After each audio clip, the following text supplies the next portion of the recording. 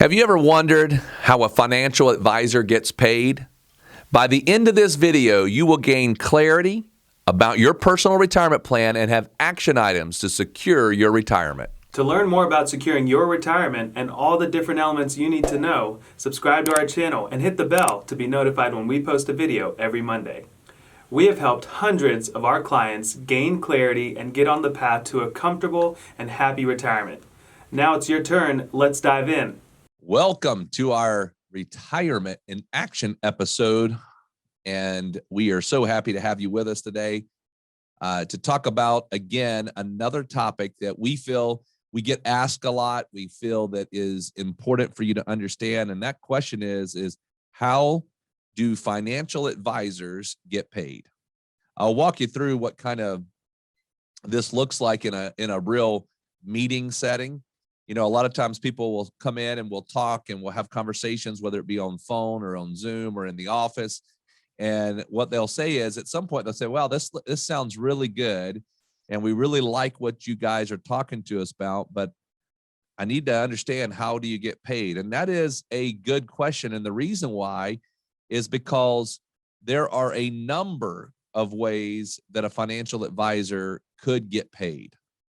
And today what we're going to do is break it down into three categories and then help you to appreciate what that would look like.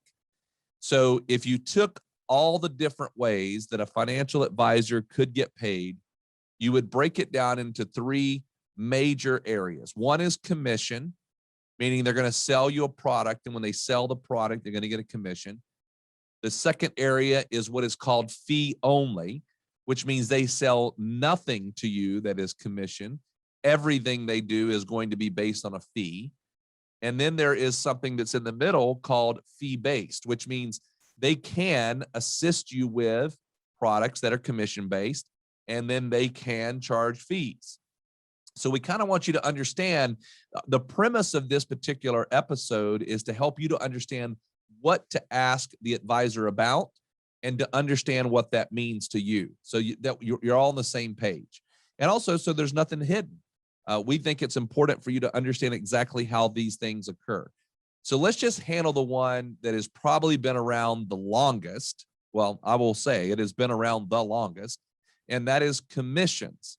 You go way back and commissions have been around, whether that's a commission just to make a trade for you, to buy or sell a stock. It used to just be all commission. So Merce, can you kind of walk us through kind of what that looks like and maybe some of the areas that affects the most? Yeah. And I think I agree. I think it's always important to know when you're working with somebody, someone's handling your money. I think it's always important to know how you are compensating them. And sometimes you don't see it. And that's just the nature of how the investment world works. Sometimes you don't fully see it, or it's not transparent. And I know there's a lot of stuff going on right now to make things like mutual funds and REITs and everything like this way more transparent to the end consumer. But that's kind of why we decided to do this episode, is because we get the question all the time.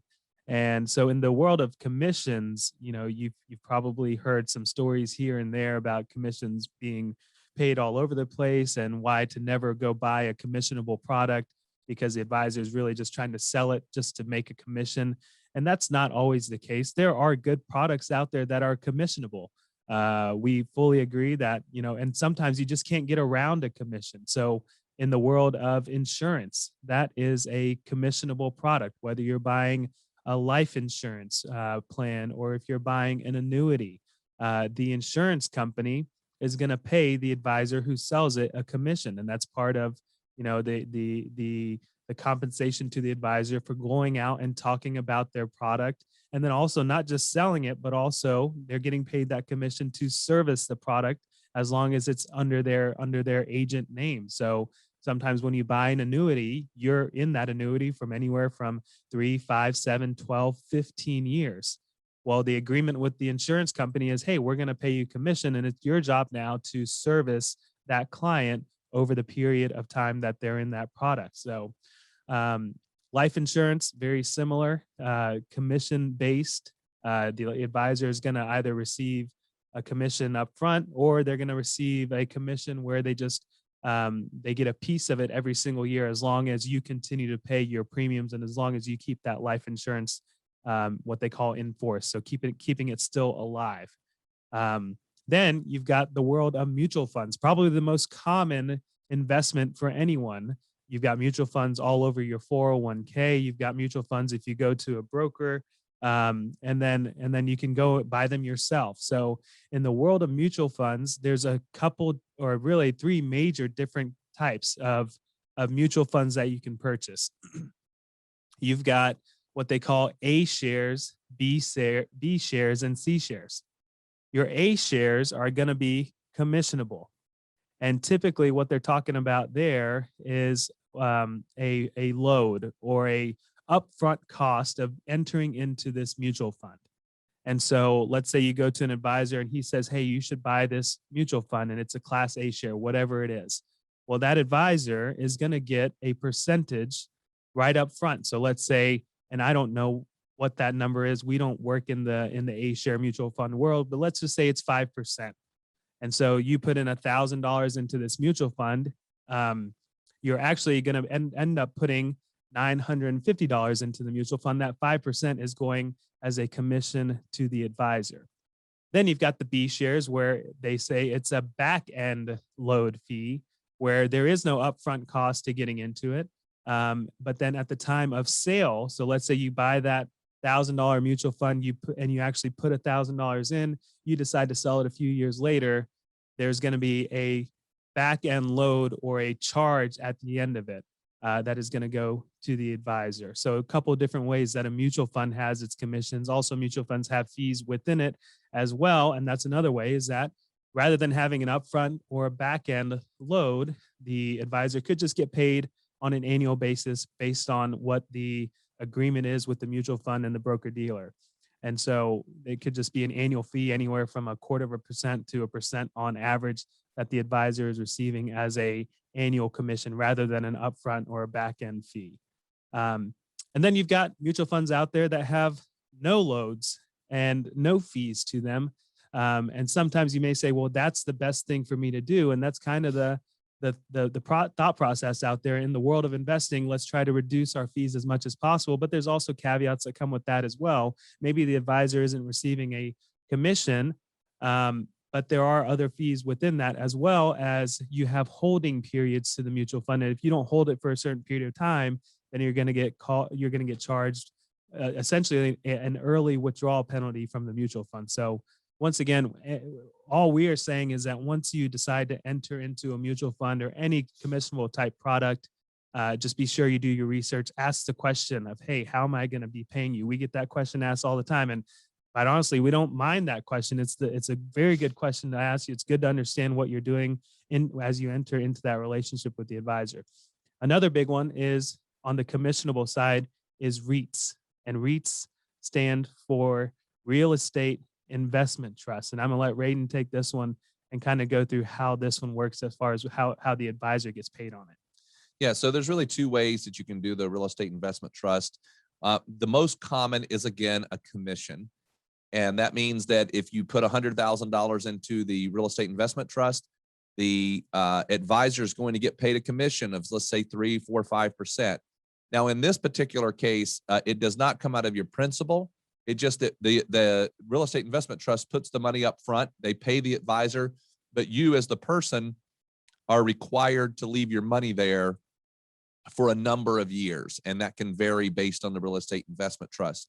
Now, you can also do it not paying a commission, and we'll talk about that in a moment. So really all of those categories that Merce went through, you just want to understand what they are. Just for example, even on the mutual funds, on the A shares, you can waive, the advisor can waive the commissions and go no commissions. Well, why would they do that? We'll talk about that in just a minute. I do want you to understand this though. And the reason why I want to bring this up is I want to make a comparison to other industries. So if you go and you buy a mortgage, for example, the person selling you the mortgage broker can actually decide to lower their commission to give you a better rate. Or if, let's say, you've got bad credit, they can actually say, you know what, I got to do more work here, so I'm going to increase my commission, which means your rate is higher. Or go to a real estate agent.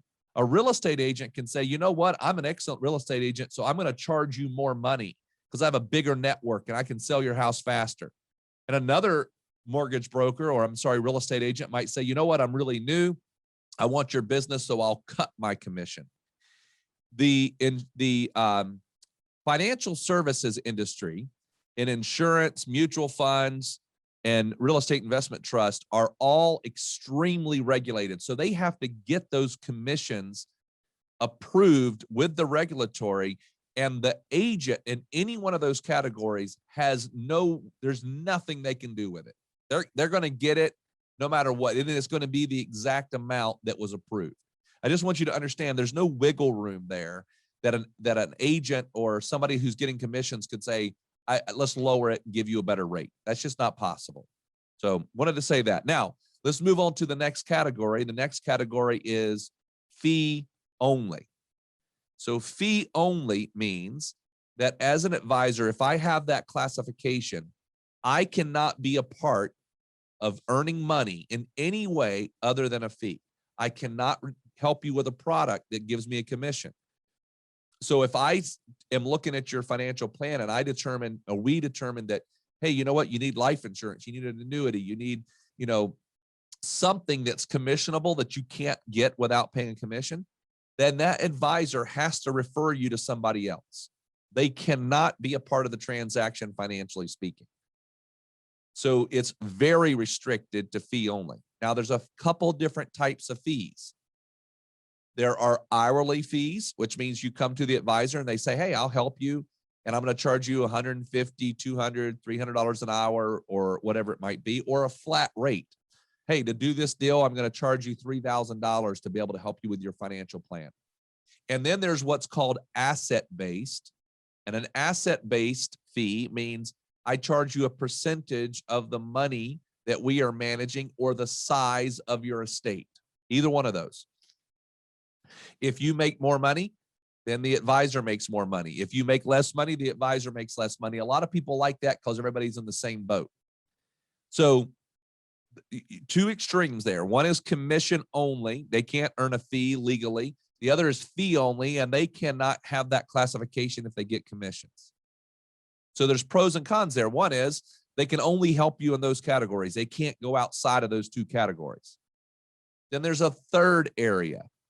And the third area kind of opens the person up to be able to do all of those things. So can you explain that, Merce, for us? Yeah. And that third area is fee-based. And so what that means is exactly what Radon just said. It opens the advisor up to be able to do fee-only representation as well as commission-based representation. You put those two together and that becomes fee-based. So let's say you work with an advisor and they manage money in the stock market for you.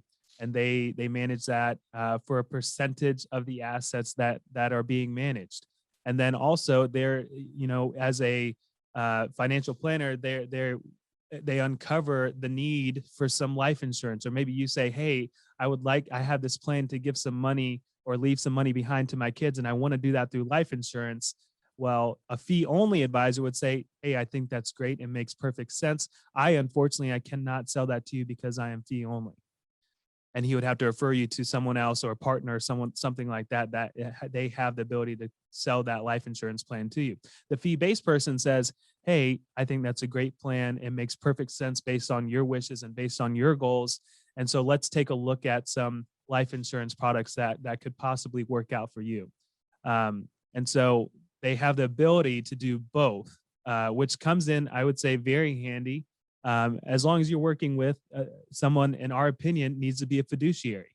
So fiduciaries typically are certified financial planners like we are, or anybody that states themselves as a fiduciary. They typically have a license that's associated that holds them to that standard, which, by the way, fiduciary is the client has to be the ultimate goal. So an advisor can never work for that client trying to serve their own purposes. It has to be, everything is about the client and making sure that they are taken care of. And yeah, if money is made, the money is made. But first of all, we have to take care of the client as a fiduciary. So huge advantage in that situation is that if you're working with a fiduciary that is fee-based, well, they can manage the money in the market, They can take care of any of the life insurance, annuity, REIT needs, whatever it is that you need for your overall holistic financial plan.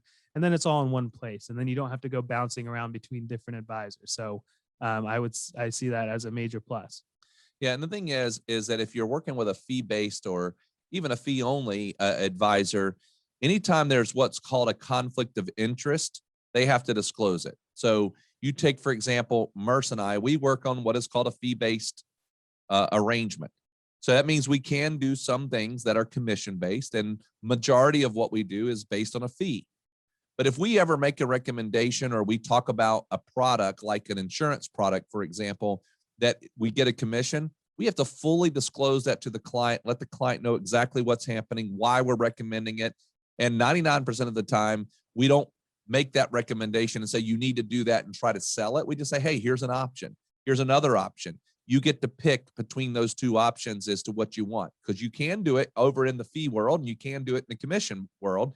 And then you get to make that decision. I think that what we wanted to make sure we do in this particular episode is to make you aware when you're talking to somebody, and if they ever, sometimes people will try to use what is, I think of as slick language, meaning they say, hey, you can do this product. It doesn't cost you anything.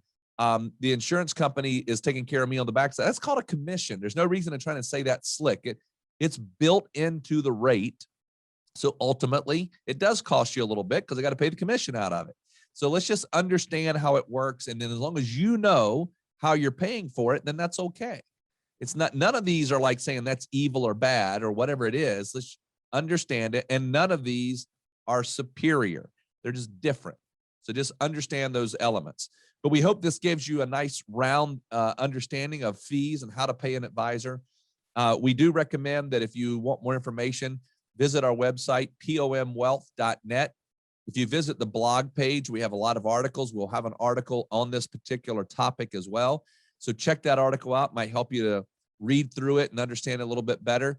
Also, we offer a free complimentary course online, a master class called 3 Keys to Secure Your Retirement. If you've not had a chance to listen to that, we encourage you to do that as well. We certainly appreciate you listening to our podcast. We hope it's beneficial. We look forward to talking to you next week. We hope this video has given you some confidence and clarity as you plan for a worry-free life in retirement. But what else do you need? We have created a complimentary video course called 3 Keys to Secure Your Retirement. This video walks you through step by step what you need to do to get ready for retirement. You can also check out our podcast called Secure Your Retirement. You can subscribe below. For more retirement tips, watch this video. Create your retirement income plan. Also, click here to subscribe to our podcast, Secure Your Retirement. If you like this video, hit the like button and be sure to subscribe and share it with your friends.